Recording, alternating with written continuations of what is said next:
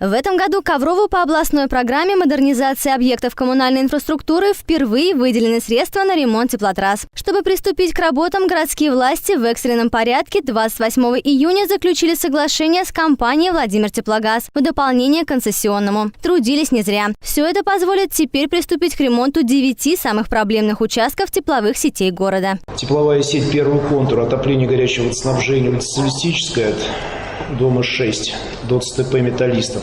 Модернизация тепловой сети первого контура отопления и горячего водоснабжения от ЦТП номер 3 по улице Киркиш. Модернизация тепловой сети отопления от ТК номер 2 у железной дороги номер 16А по проспекту Ленина до ТК 8 жилого дома номер 10 по проспекту Ленина и жилого дома номер 20 по проспекту Ленина.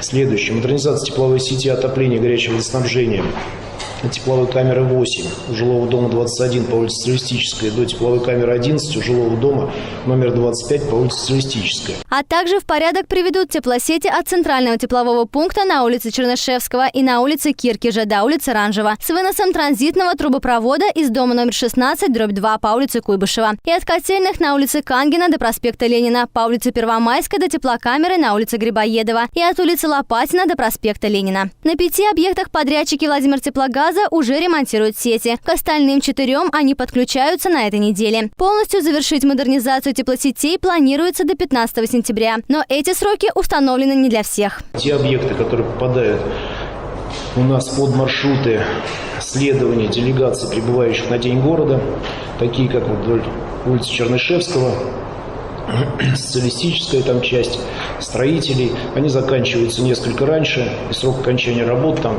15-20 августа. В любом случае, городские власти надеются войти в отопительный сезон с уже обновленной инфраструктурой. Но это не единственные меры, которые принимаются в городе к тому, чтобы ковровчане провели эту зиму в тепле и уюте. Коммунальщики пошли еще на один экспериментальный шаг. В некоторых домах и котельных начали применять шайбирование. Шайбирование домов и объектов других, которые у нас на сегодняшний день, почему мы этим занялись, не всегда получают в необходимом и достаточном количестве теплоноситель.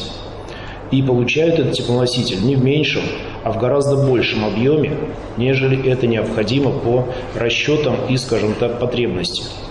И вот эти затраты, которые несут, ладно, ресурсоснабжающая организация, ладно, управляющая компания, а вот жители домов многоквартирных на себе за эти перетопы, у одного не отрегулировано что-то, у второго в квартире там холодно, у одного тепло и так далее. Вот эти вот вещи мы сейчас и пытаемся закрыть. И поскольку новый отопительный сезон уже не за горами, возможность оценить, удалось решить городским властям тепловые проблемы или нет, ковровским жителям представится буквально через пару месяцев.